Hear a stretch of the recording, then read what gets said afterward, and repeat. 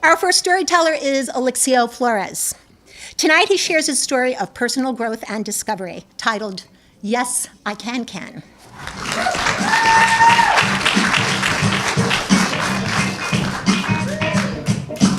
I like these glasses. Oh, whose are they? Oh, good. I'm going to use them. Okay. I need these to begin with. I grew up in a small town in Northern California by the name of Chico. My story starts in the summer of 1973 when I was 16 years old. At the start of the new school year, I would be entering high school. What I didn't know at the time was that I was about to take a trip down the rabbit hole. That final year of junior high would be the last time my best friends and I would share common experiences. We would enter high school the following year and quickly go our separate ways. For me, our drifting apart began when I reached puberty. You see, I had my first conscious awareness of liking a boy when I entered kindergarten. His name was Rodney Ramirez. I liked him a lot. But of course, sexual attraction didn't enter the picture until puberty, and by that time, Rodney was long gone. It was my best friend, Steve Palmer, who suddenly began making featured appearances in my dreams, much to my delight and also to my dismay. Of course, the same thing was happening to my friends, but toward girls. Suddenly, girls and boobs was all they could talk about. Anyone who knows me today knows that I personally don't get the attraction. And to be honest, this distressed me. I mean, I wanted to be attracted to girls. I wanted to be like my friends. I didn't want to be different. These were my best friends, after all. We had shared so much of our lives over the past years, and now suddenly I was discovering I was very different. I quickly learned that I was expected to act a certain way if I wanted to fit in. After a while, the strain of pretending became too much, and I started making excuses why I couldn't hang out. It felt like I was being left behind. It was also that summer that one of my friends told me that he and his family were going to Disneyland and offered to take me along.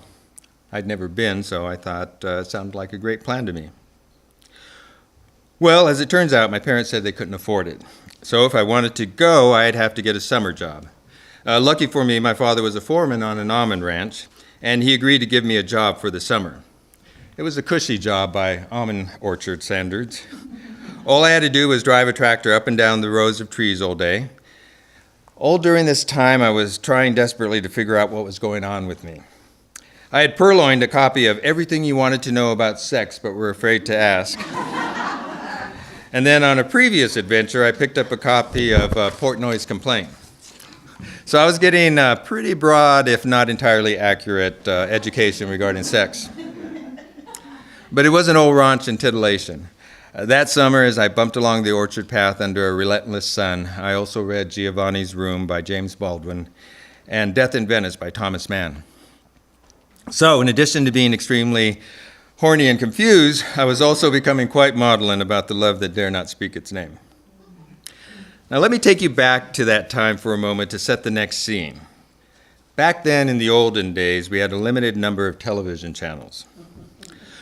We supposedly had 12, but there were really only 3 that you could receive clearly. And if you happened to get home late at night around 12 a.m. on a Saturday morning, as I did at the end of summer, there really was only 1. So I turn on that channel, and I'm dumbfounded. There on television is a newscaster talking about an area in San Francisco called the Tenderloin. In the background, for optimal shock value, were 2 young men holding hands walking down the street. The newscaster was saying something about something, I don't really know. I just stared at the image in awe. I eventually did pay attention and learned that there was a community in San Francisco where gay men were living quite happily in their gayness. Wow. It was something that obsessed me every single day after that. I had to get there. I had to see it, experience it. I'm only 16. How am I going to accomplish this? And little by little, a plan began to formulate. So it was with the utmost authority that I informed my mother that my friend and his family had to leave earlier than planned for Disneyland. And as a result, I would have to take a bus to Anaheim and meet them there. My mother was suspicious. I could tell that she was unsure about this arrangement, but I also knew that she would not call to confirm. Maybe this is the way white people do things. Who was she to question it? Another call to my friend to tell him I couldn't go with him and his family. And then I carefully studied the Greyhound bus schedule and determined that a bus trip to Anaheim went directly through San Francisco. I would have to change buses in San Francisco, and the layover was about an hour and a half. I also knew, thanks to the television expose, that the YMCA was right around the corner from the bus station, and that the YMCA was a place often frequented by homosexuals. The Village People didn't come out until 1977. The song YMCA wasn't released until 1978, and this was 1973, and this young man was about to leave his troubles behind.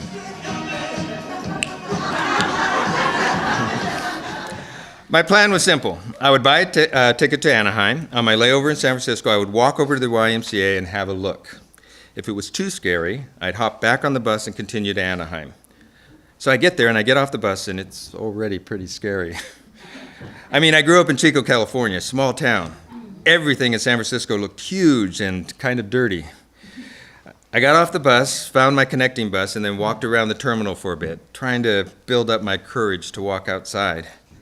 I went to the door and peeked out. Even more scary. Okay, I'll walk down the block and see if I can see the YMCA from there. I did, and yes, I saw the YMCA. Okay, I'll walk down to the YMCA and see how that goes. I get there, I walk in, I ask to see a room, and I'm given a key to check it out. I then step into the smallest elevator I'd ever seen, barely enough for 2 people. It rocks and creeps up to the floor. The carpet is dirty and pulling away from the sides. The room is the smallest room I've ever seen. It's perfect. I go down and give the clerk my money. He seems a bit surprised. And then I go to my room and I dress in my gay clothes. I don't really know what I'm doing at this point. I'm not sure where the Tenderloin is, and it doesn't occur to me that it might actually be on a map. As far as gay clothes go, according to Dr. David Rubin in his book, Everything You Wanted to Know About Sex But Were Afraid to Ask, gay men like to wear either tight, hyper-masculine clothes or prissy feminine clothes. I didn't have prissy feminine clothes, or at least I didn't think so.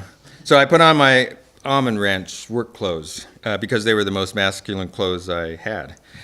It worked. On my way down the elevator, it stopped on the floor, and this nice-looking gentleman joined me. He chatted me up, and I asked him if he knew where the Tenderloin was. He said yes, and asked if I was looking for any place in particular. I looked him over. He didn't look gay, but of course I didn't really know what gay looked like. I remembered a bar that was mentioned on the television show. Yes, I said, do you know where the Alley Cat is? He smiled. Yes, he knew where it was. Why don't we get a bite to eat and then we can head over there? Okay. I don't really remember dinner. I'll tell you what I do remember. I remember eventually arriving at a place that was indeed in an alley. A bright neon light announced Alley Cat. We went in. It was dark. There was a bar at the far end and a dance floor. Dance floor? Gay people dance with each other? I had felt like I'd been dancing all my life, but dance with a boy? Oh my God, my mind was blown. I tried to focus on my date, but the dance floor just kept pulling my attention. It was empty. There were multicolored lights strobing. In my imagination, when I think back on it, I imagine it being like that Saturday Night Fever light floor that lit up and everything. But of course it wasn't. There was a man in a booth. Who's that, I wondered? What's he doing there? He doesn't look gay.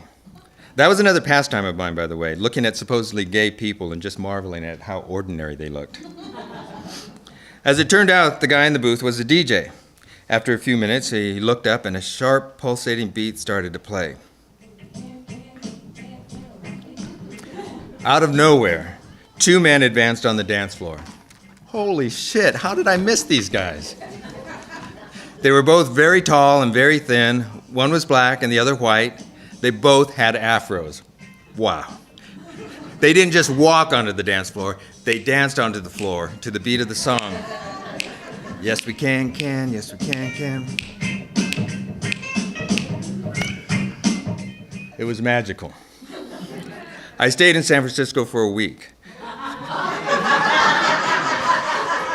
I'd been in constant contact with my mother and eventually convinced her I was fine. No need to send the police. I'd meet other men and go to other great places. Interestingly enough, I never had sex with any of the men I met. Of course, that might have had something to do with the fact that at the end of each evening, I would confide in them that I was actually 16, and they in turn would politely deposit me on my doorstep without so much as a kiss or a handshake. I did look older than my years, at least 18, maybe 20, but it never occurred to me to lie. This trip was a trip to discover myself, not my sexuality. I hope you understand that. It's an important distinction. At the end of my stay, I packed my bags, and I knew most definitively that I was a different person than the one that I had arrived. I had a place in the world, and I didn't have to change to fit in. I didn't have to wear hyper-masculine clothes or prissy feminine clothes in order to fit in. I could just be myself. I'd collected matchbooks from all the bars I went to. Remember when they used to do that? I went through my collection and realized I was missing the one from the Alley Cat. Oh my God, I had to find that, right?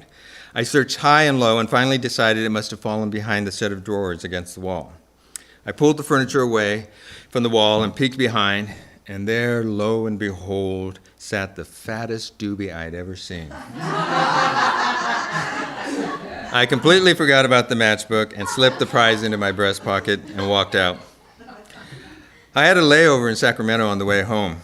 It was long enough that I was able to take a taxi to the State Fair. At the time, they had a hanging gondola ride that ran the course of the fairgrounds. I knew that I wouldn't have any time to walk the site or go on any significant number of rides, so I climbed onto the gondola and headed out. Once I was aloft, I fished out the doobie and lit it up. Took a toke and held it. It was a beautiful world. Love was going to win out. And I thought to myself, I know we can make it.